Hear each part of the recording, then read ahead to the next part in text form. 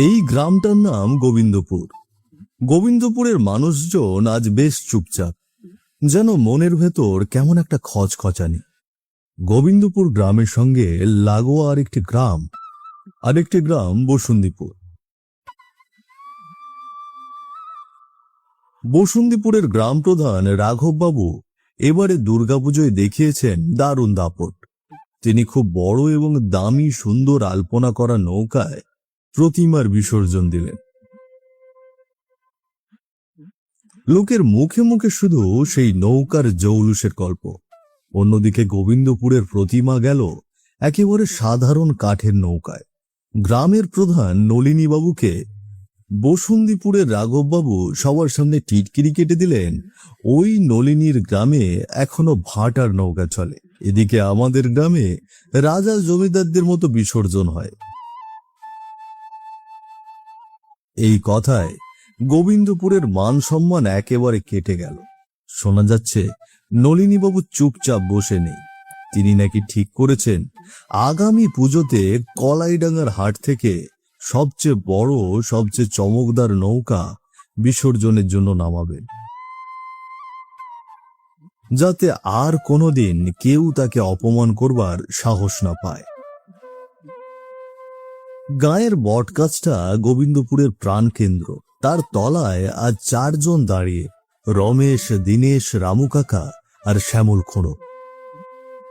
সবাই অস্থিরভাবে আঁকিমুখি ভঙ্গিতে চেয়ে আছে পথের দিকে। তাদের মাঝখানে রাখা হয়েছে একটি সাহেবী চেয়ার। সেই চেয়ারে এসে বসবেন গ্রামের গ্রামপ্রধান নলিনীবাবু, আর তার জন্যই অপেক্ষায় তারা ঠায় দাঁড়িয়ে রয়েছে বটতলায়। হঠাৎ দূরে চোখে পড়ে নলিনীবাবু হেঁটে আসছেন ধবধবে ধুতি পাঞ্জাবি পরে, মুখে গম্ভীর ভাব নিয়ে। তেনারা আজ বটতলায় এসেছেন একটা বিশেষ আলোচনা করতে। আজকের আলোচনার বিষয় অন্য কিছু নয়, গ্রামটার মান সম্মান। যে টিটকিরি করে গোবিন্দপুরকে সবার সামনে হেয় করেছে, সেই অপমান ধুয়ে মুছে ফেলতে হবে। আগামী পুজোতে যেন আর কেউ এই গ্রামকে নিয়ে কোনো রকম বিদ্রুপ না করতে পারে, সেই সংকল্পেই আজকের এই সভা। তোমরা সবাই জানো কি বসুন্দিপুরের রাঘব কেমন করে আমাদের গোবিন্দপুরকে সবার সামনে হেয় করেছে? এটা শুধু আমার অপমান নয়, গোটা গ্রামের অপমান। ঠিকই বলেছেন কর্তাবাবু, আমাদের গ্রামে ওরা এমন টিটকারি করবে আর আমরা কি চুপ করে থাকবো? কিন্তু বাবু, কি করে আমরা এই অপমানের শোধ তুলব? কিছু ভেবে রেখেছেন আপনি? এই জন্যই তো আজ সবাইকে এখানে ডাকা। আমি ঠিক করেছি সামনের বার দুর্গাপুজোয় প্রতিমা বিসর্জন দেওয়ার সময় ওই কলাইডাঙ্গার হাট থেকে সবচেয়ে বড় আর দামি নৌকা আনবো। আলপনা হবে, সাজসজ্জা হবে একেবারে রাজ পরিবারের নৌকার মতো।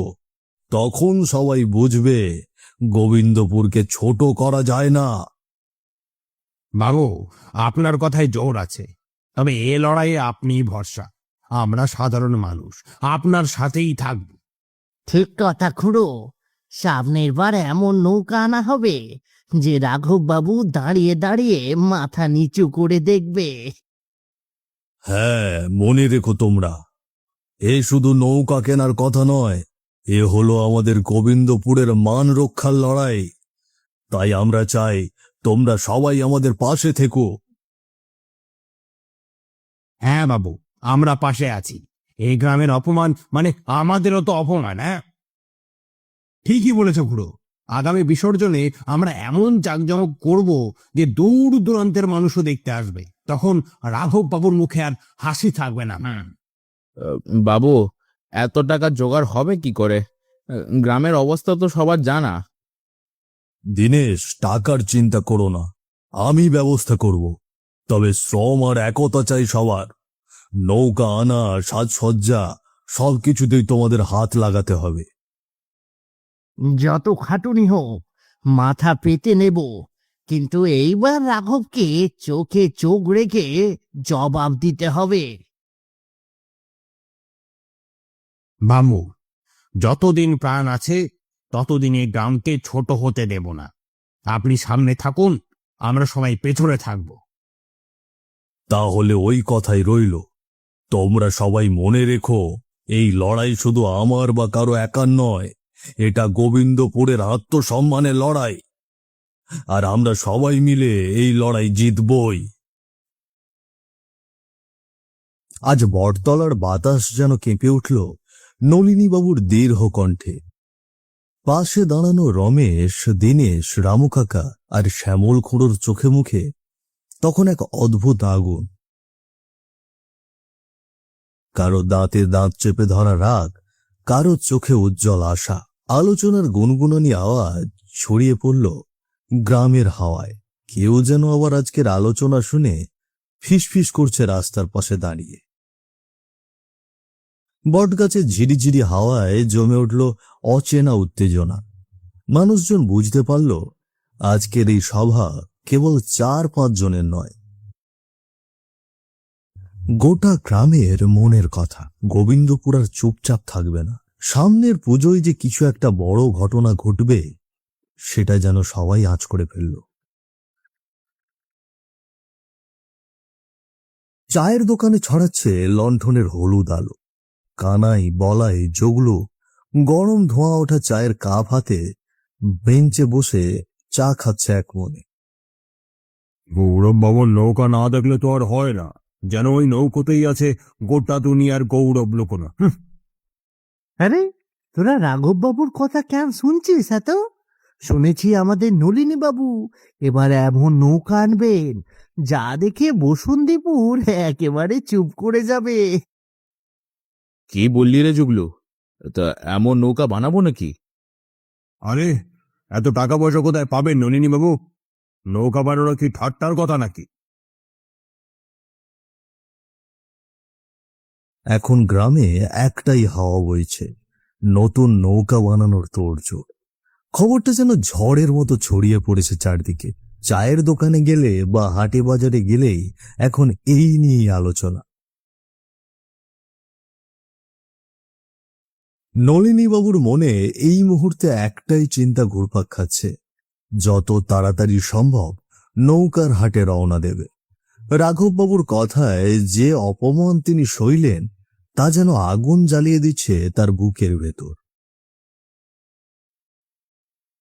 যতক্ষণ না নিজের নৌকা তৈরি করে বসুন্ধীপুর গ্রামের সামনে দাঁড় করাতে পারছেন, ততক্ষণ তার এই জেদ কোনোভাবেই কমবে না। গ্রামের কয়েকজনকে সঙ্গে নিয়ে তিনি কালই রওনা দেওয়ার সিদ্ধান্ত নিয়েছেন। আর দেরি নয়। সেই আলোচনা নিয়ে আজ স্ত্রী আর রতনের সঙ্গে বসেছেন তিনি। শোনো গিন্নি, রাঘবের কথাগুলো আমার মাথা থেকে নামছে না, যেন আমার মান সম্মান খামচে খেলো।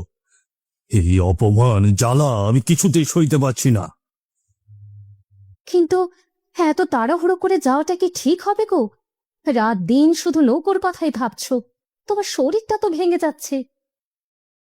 শরীর পরে দেখব, গ্রামের মান সম্মানের প্রশ্ন আগে। কাল সকালেই গ্রামের কয়েকজনকে সঙ্গে নিয়ে বেরোবো। যতদিন না আমার এই নৌকাটা গ্রামে আনতে পারছি, ততদিন আমি শান্তি পাবো না। কিন্তু রাঘবের সঙ্গে লড়াইয়ে যদি কোনো বিপদ আসে, পথ তো দূর, খরচও তো কম নয়। এভাবে এভাবে সব ঝুঁকি নেবে তুমি? মান রক্ষার জন্য খরচ, ঝুঁকি সবকিছু নিতে হবে। গোবিন্দপুরের নামটা বসুন্ধীপুরের চেয়ে ছোট নয়, এ আমি সবাইকে বুঝিয়ে দেব। আপনার মান রক্ষা করবার জন্য আমরা সবাই আছি বাবু, শুধু আদেশ করুন কি করতে হবে। তুই আজ রাতেই বিশুগুরুর গাড়িওয়ালাকে ঠিক করবি, আর আমার সঙ্গে কে কে যাবে তাদেরকে তৈরি থাকতে বলবি। ফিরতে 2-4 দিন নয়, হয়তো আরো বেশি সময় লাগবে। পথটা তো অনেক দূরের। আগে কথা মশাই, আপনি নিশ্চিন্তে থাকুন, আমি সব ঠিক করে রাখবো। রতন, তুমি দেখো যেন বাবু একা না থাকেন। পথ অনেক বিপজ্জনক, তার খেয়াল রাখবে, কেমন? গেনিমা, আপনি চিন্তা করবেন না, আমি প্রাণ দিয়ে হলেও কর্তাবাবুকে আগলে রাখবো। তুমি নিশ্চিন্তে থাকো, আমি ফিরে আসবো আর সঙ্গে আনবো এমন নৌকা যা দেখে রাঘবের মাথা নিচু হবে। যাও, তবে সাবধানে যেও। আমরা শুধু চাই তুমি সুস্থ সবল হয়ে ফিরে আসো। ঘরের ভেতর এক মুহূর্তের নীরবতা নেমে আসে। নলিনীবাবুর চোখে দীর্ঘ জেদ, স্ত্রীর চোখে দুশ্চিন্তার ছায়া, আর রতনের মুখে কর্তার প্রতি অবিচল ভক্তি।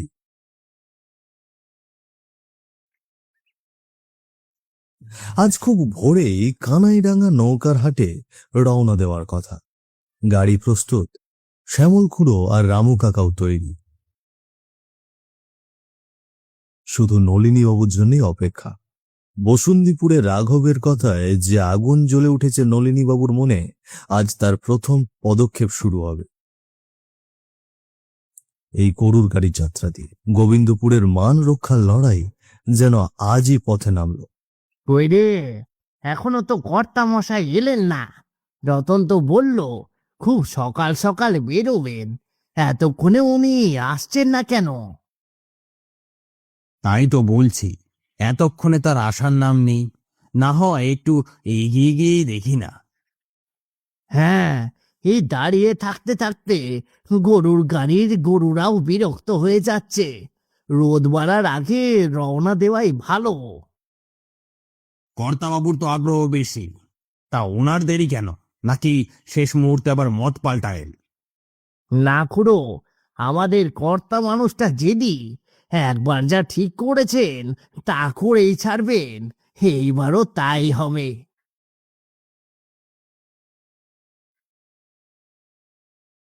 ঠিক সেই সময় দূর থেকে ভেসে আসে পায়ের শব্দ, আর একটু পরেই দেখা গেল নলিনীবাবু এগিয়ে আসছেন গরুর গাড়ির দিকে। পরনে সাদা ধুতি ফতুয়া, চোখে জেদ, সঙ্গে তার খুবই বিশ্বস্ত কাজের লোক রতন। আমার একটু দেরি হয়ে গেল রে। এই চলো চলো, আমরা রওনা দিই, আর দেরি না করি। হ্যাঁ কর্তাবাবু, এখনই রওনা দিতে হবে। এমনিতেই অনেক দূরের পথ। অবশেষে নলিনীবাবু রওনা হলেন নৌকার হাটে।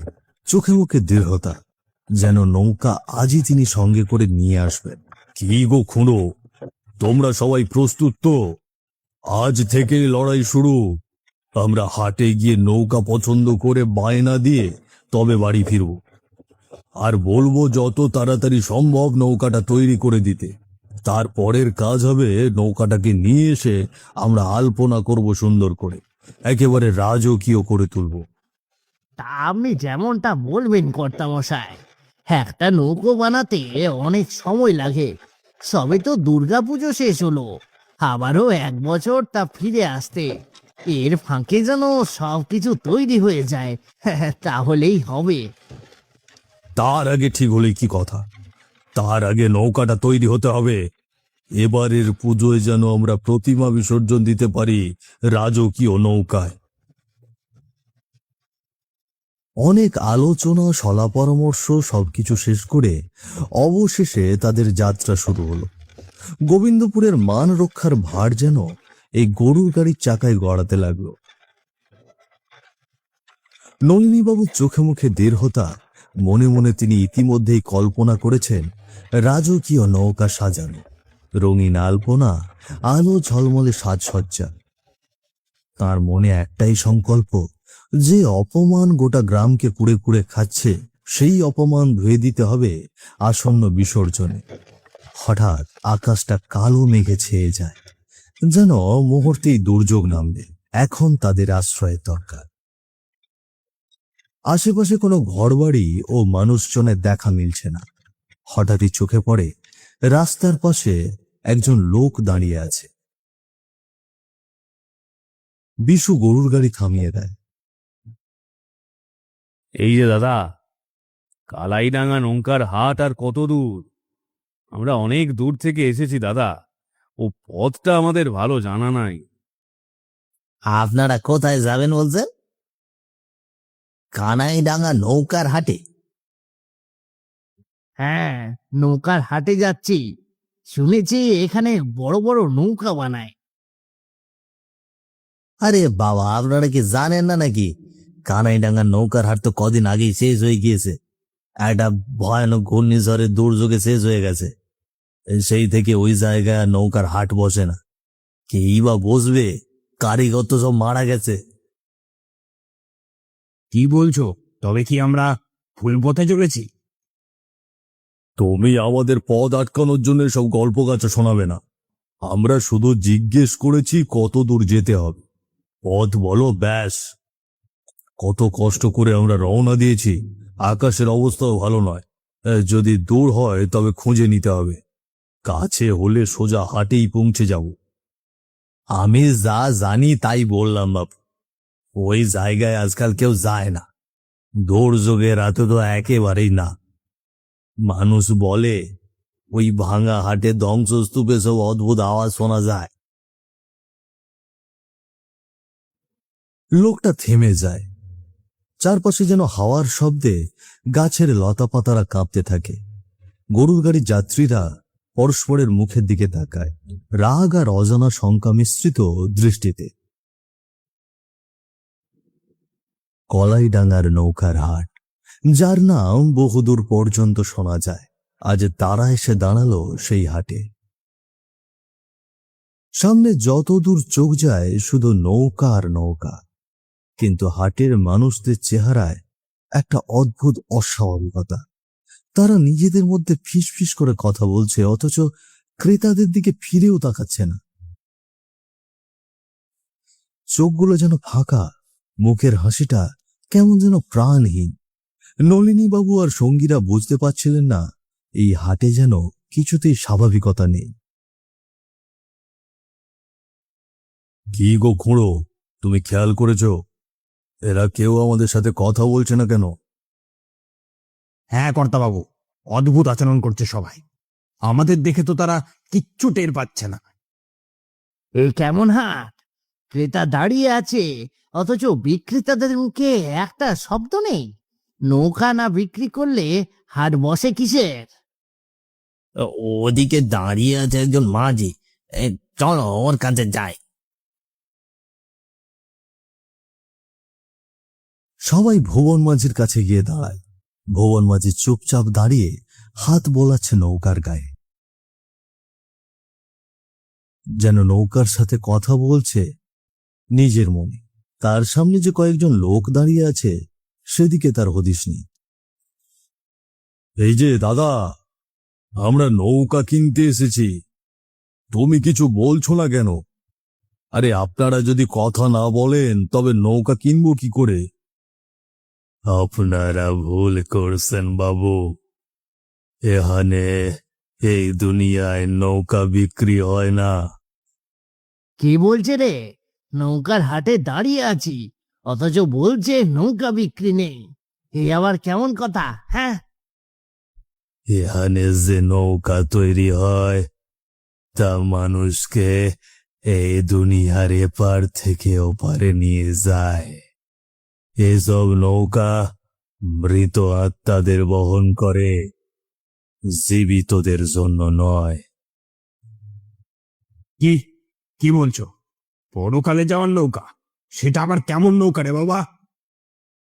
এই নৌকায় চেপে কেউ নদী পার হয় না বাবু।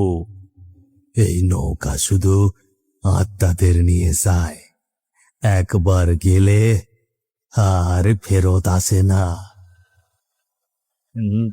তাহলে আমরা আমরা তো এসেছি জীবিত মানুষদের জন্য নৌকা কিনতে। ভুল জায়গায় এসেছেন বাবু। এই হাটে জীবিতরা নৌকা পায় না, এটা শুধু মৃতেরা পায়।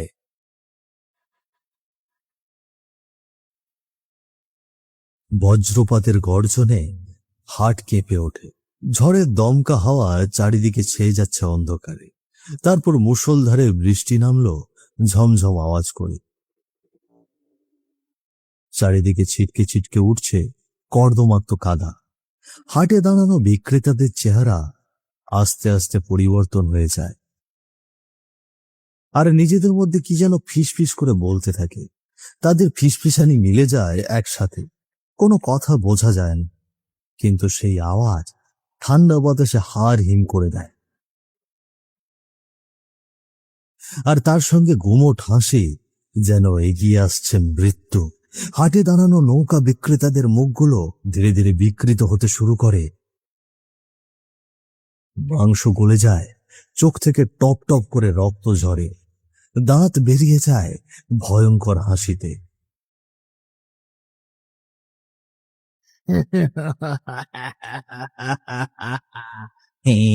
কি হচ্ছে? এরা তো সবে মানুষ ছিল, এখন এদের রূপ এক এক রকম দেখাচ্ছে কেন? হরে রাম, চোখের সামনে এ কোন খেলা দেখছি? কারা তোমরা? কেন এমন রূপ ধারণ করেছো? আমরা মানুষ ছিলাম, এই বাজারেই এইরকম ভয়াবহ দুর্যোগের এক রাতে আমরা সবাই মারা গিয়েছিলাম। আজও আটকে আছি সেই মৃত্যুর রাতে। কি বলছো? তবে তোমরা সবাই মৃত আত্মা? হ্যাঁ, হ্যাঁ, আর আজ তোরা আমাদের কাছে এসেছিস, তোরা বাঁচতে পারবি না, আমাদের সঙ্গে থেকে যাবি তোরা। আমরা ক্ষুধার্ত, আমরা ক্ষুধার্ত, অনেক ক্ষুধার্ত। তোদের দেহের রক্ত মাংস দিয়ে আমাদের ক্ষুধা মেটাবো। না না, এই জায়গায় আর এক মুহূর্ত থাকা যাবে না। এই চলো সবাই, চলো, এখান থেকে পালাতে হবে। এসো, আমাদের সঙ্গে এসো, পালিয়ে যেও না।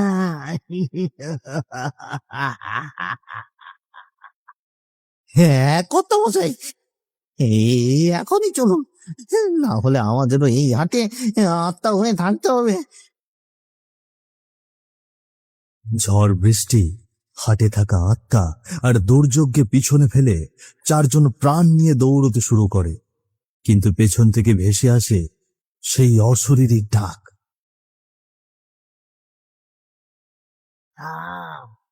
পালিয়ে যাস না, আমাদের নৌকায়ও, এই নৌকা তোদেরকেও নিয়ে যাবে, কিন্তু এই দুনিয়ায় নয়, একেবারে পরপারে।